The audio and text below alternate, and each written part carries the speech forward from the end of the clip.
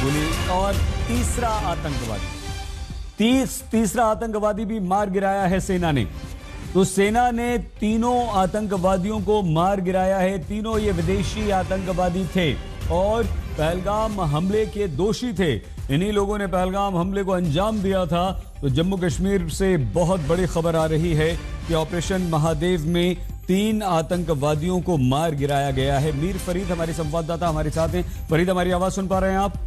जी बिल्कुल आवाज सुन पा रहा हूं आपकी।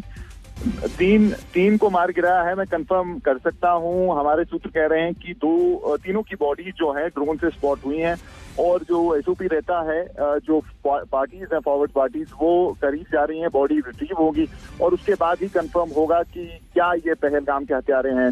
हमारे जो सूत्र हैं सुरक्षा बलों में कह रहे हैं कि काफी स्ट्रांग पॉसिबिलिटी है कि इनमें से 2 जो है वो इन्वॉल्व थे डायरेक्टली उस अटैक में। तो एक बहुत बड़ा ऑपरेशन सुरक्षा बलों के लिए और पिछले तकरीबन 10 से 12 दिन से इस पूरे इलाके में जो है सर्च ऑपरेशन था, क्योंकि पुख्ता इनपुट था कि 2 से 3 की मूवमेंट है और ये जो सारा इलाका है, जंगल का इलाका, ये घाटी के जो दक्षिणी कश्मीर के अलग अलग इलाके, जिसमें पहलगाम भी है, उस सब से मिलता है। यहाँ से त्राल भी आप पहुंच सकते हैं। तो ये काफी इंपॉर्टेंट एक्सिस पॉइंट था इन जो ये ग्रुप है लश्कर और जैश की, और इस पे लगातार नजर बनाई रखे थे सुरक्षा बल और आज कामयाबी मिली है और 3 के मारे जाने की जो है पुख्ता खबर है और बॉडीज भी दिख गई हैं, ड्रोन फुटेज में बॉडीज दिखी हैं, अभी रिट्रीव होंगी। और अभी एक बहुत सीनियर पुलिस ऑफिसर से बात कर रहा था, उन्होंने कहा कि काफी हाई प्रोबेबिलिटी है और जो उनके पास इनपुट है कि ये पहलगाम के ही अटैकर्स हैं, लेकिन जब तक बॉडीज मिलती नहीं और पूरी तरह उनकी आइडेंटिफिकेशन नहीं होती तो वो 100% जो है वो कंफर्म नहीं कर सकते। तो बहुत बड़ा ऑपरेशन अभी चल रहा है